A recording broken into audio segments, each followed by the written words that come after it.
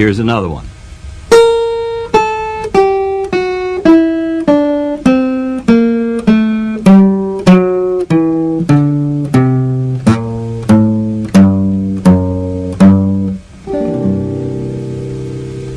Again, from this formation, with playing the chromatic scale, there's no note that you can't play.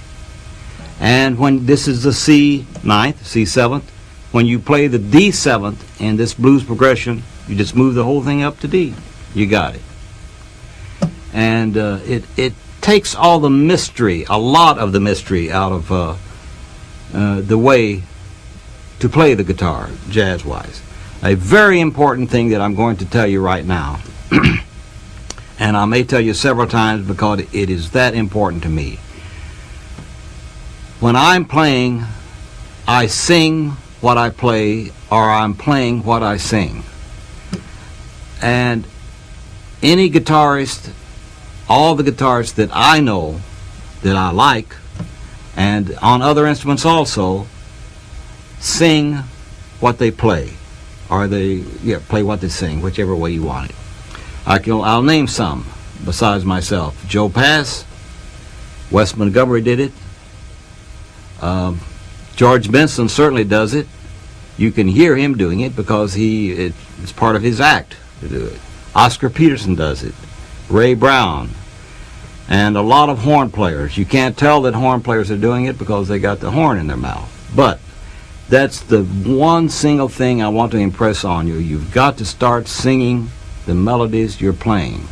That way, you're using the guitar to express the music that's in you, in your head and in your heart.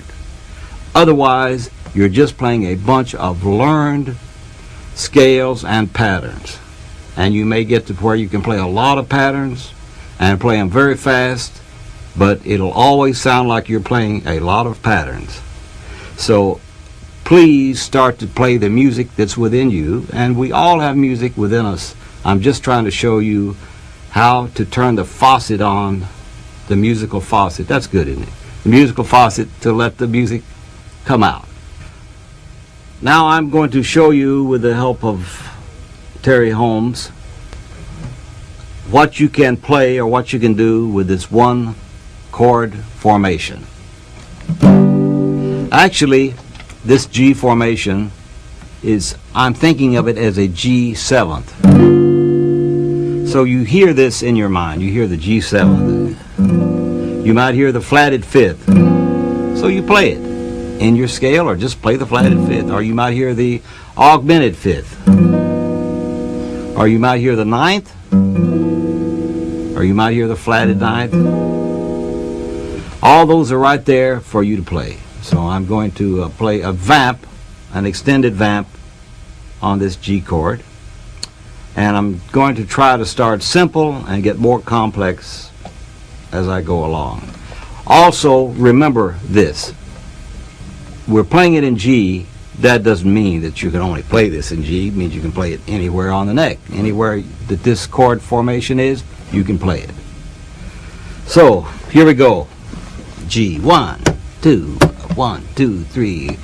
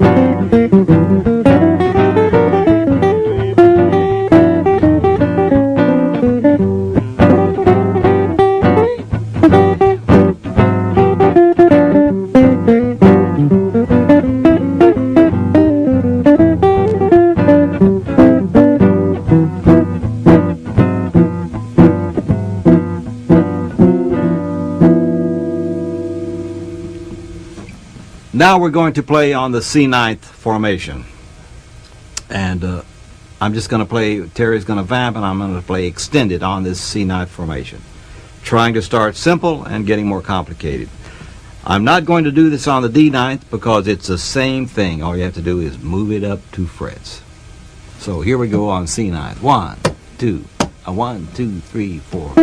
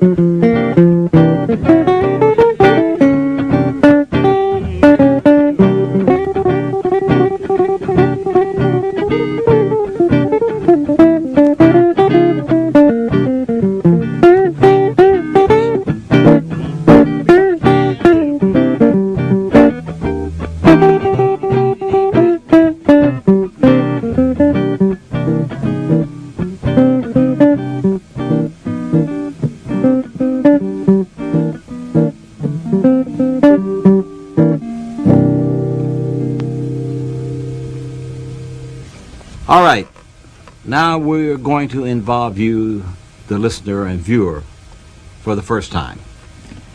We're going to play G7, and we're just going to continue to play it in 4-bar segments. I'm going to play 4 bars, with Terry's going to vamp. He's going to continue to vamp, and then you'll play 4, then I'll play 4. It's like we're trading 4s, but it's all on the G formation. So this will show you not only how to play on this formation, it'll give you hopefully some incentive to play a better 4 bars than I have just played. 1, 2, 1, 2, 3, 4.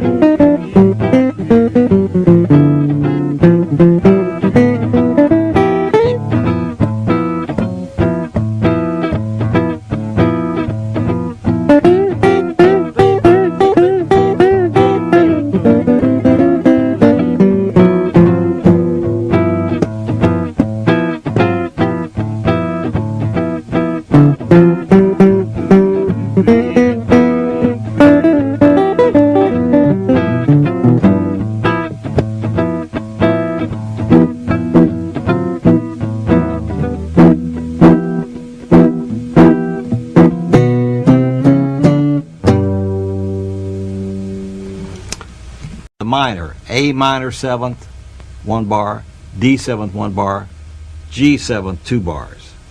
Then then again the same thing. A minor 7th bar, D 7th, G 7th, 2 bars. Here we go. 1, 2, 1, 2, 3, 4.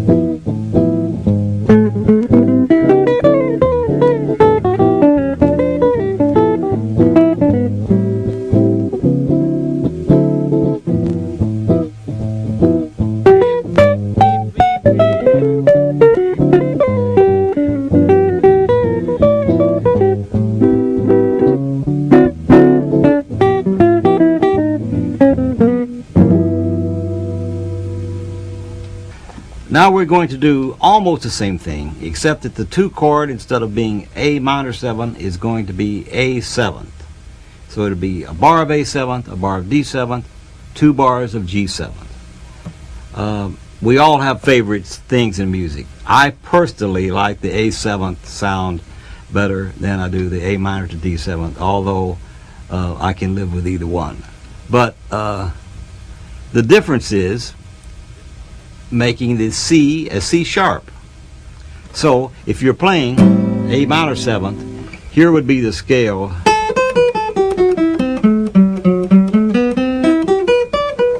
And the arpeggio. Now that's the A minor 7th. The A 7th is.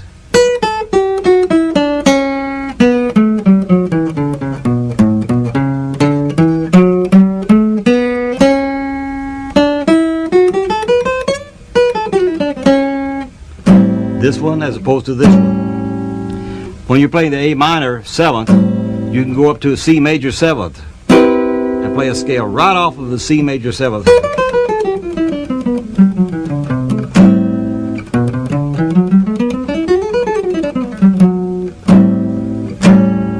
A 7th or A minor 7th. Now we've played the A minor progression for you, so now we're going to play the A 7th, D 7th, G 7th for 2 bars. It's a 4-bar progression. Here we go. I'm going to play 4. You're going to play 4. 1, 2, 1, 2, 3.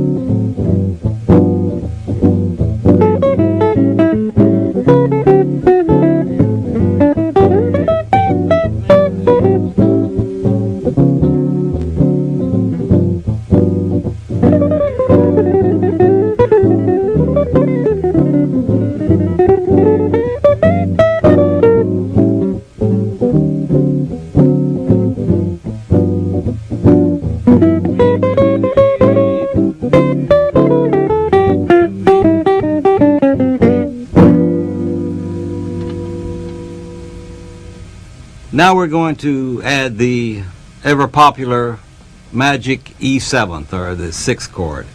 And this progression is going to start on the 2 chord. I'm going to use A 7th, D 7th, G 7th, E 7th. And I'm going to play them over and over again. I'm going to play 4 bars, you're going to play 4 bars. And let me just reiterate to you one more time. Not always, but a lot of the times when I'm going from the G to the E, I will use this formation for the G, and for the E I go. That's very important to get the third of the, get the G sharp in there.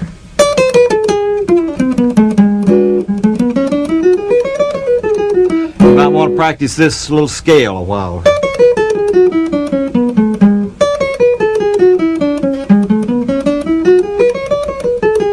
So the 2 going from the G to the E would sound like this.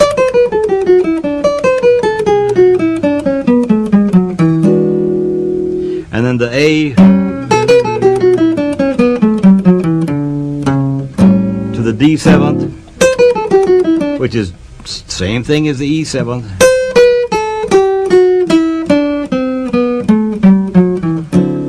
Now this is sort of a complicated progression, so we're going to play it a little slower for you.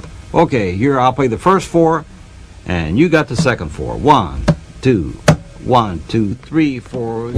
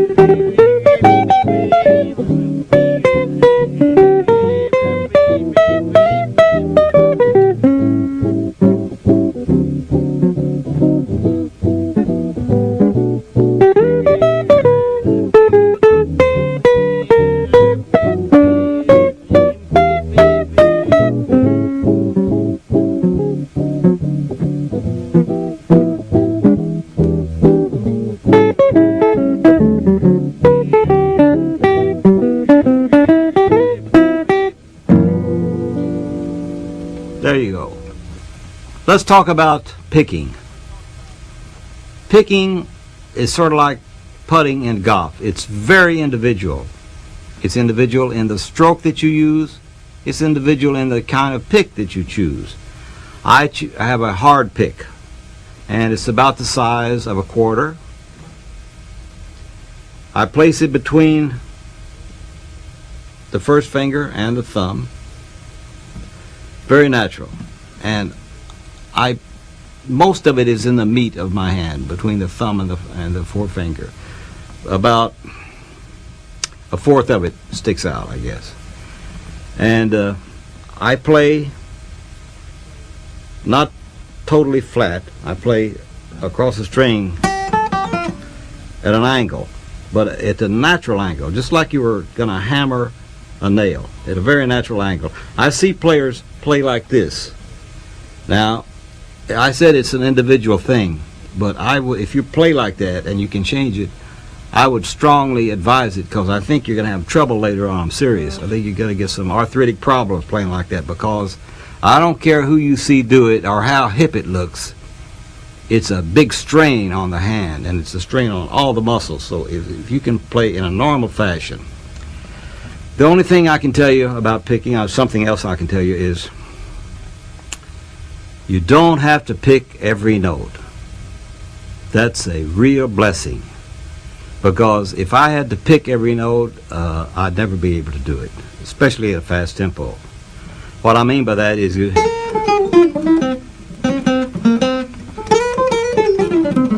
I'm not picking all of the...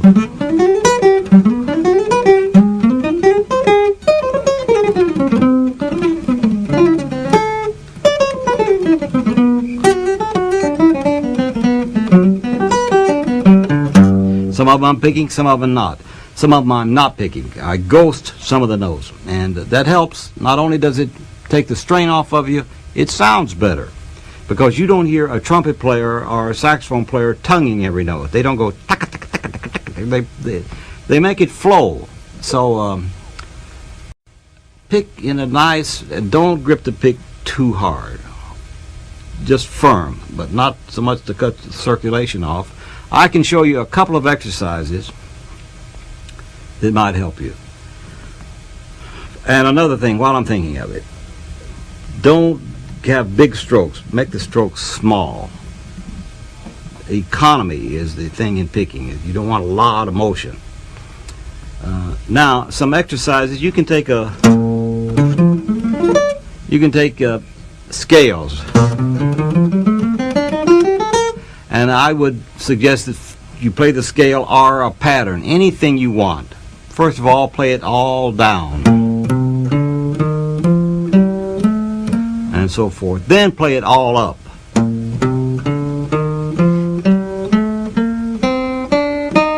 Then play it up and down.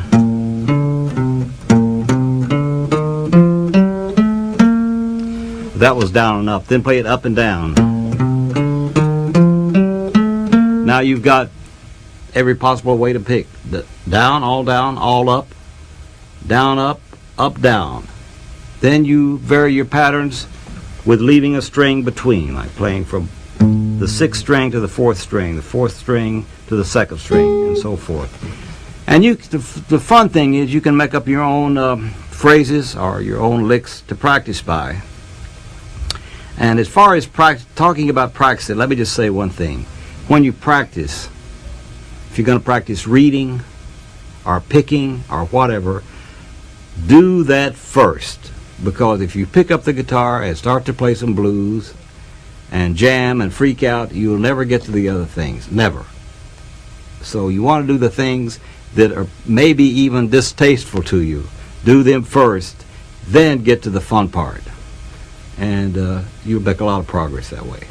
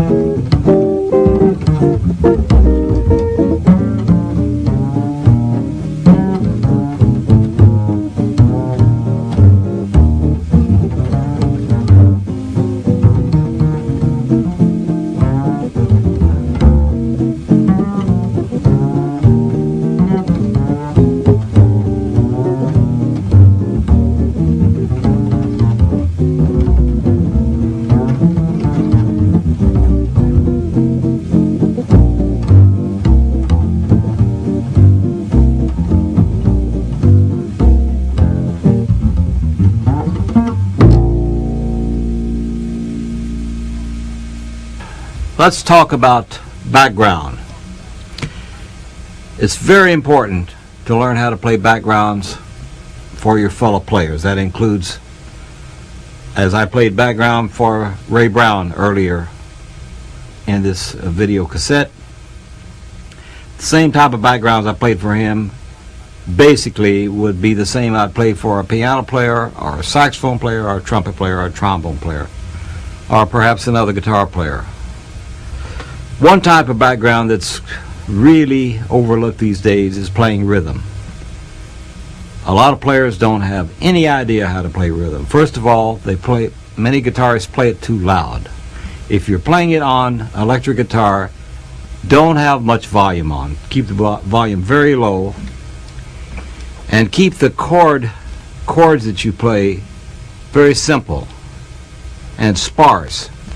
I usually play 3 notes in these chords on 3 strings, sometimes on 2 strings. Rarely do I play 4 strings, never 5, and never ever 6 in playing rhythm, unless I'm playing a ballad and I want a lush background, but that's different for now.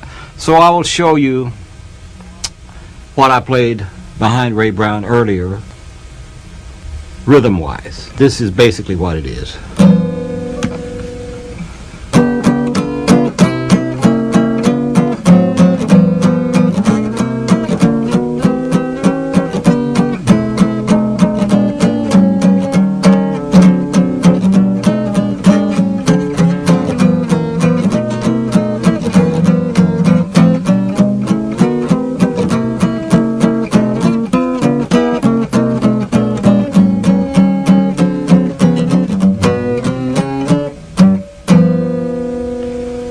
Now let me show you the type of chord forms that I use to play that rhythm background. They're basically 3-note chords, sometimes 2. For instance, if I was playing a G7th, it would be this, or this. Or I might play this, has no 7th in it, but you don't need it. You don't need the 7th with the solos, for playing behind the solos. And if I'm playing a 6th chord, a C6, instead of playing, I would play. And then for a diminished chord, I would play not this or not this. Just 3 notes. So the notes would look, the chord formations would look.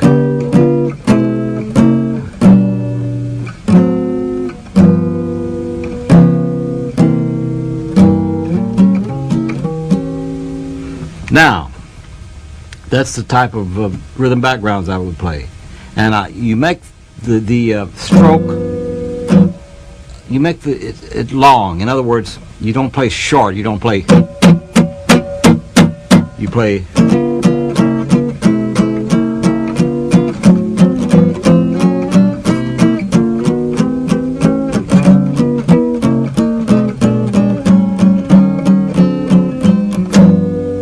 to that.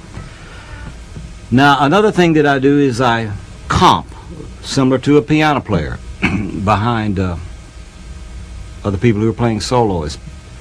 By the way, if you learn to play good backgrounds on the guitar, you'll work a lot more than if you just play great solos and no backgrounds. Because unless it's your group, people will want you to play behind them. And they love it when you play great solos, but let's face it, they don't care as long as they're playing great solos, but when they play, they want you to play well behind them. So that's very important. Now let's take approximately the same tempo, and I'll show you how I would comp. Sometimes it's 2 notes, sometimes 3, sometimes 4. Key of G blues, 1, 2, blues in G.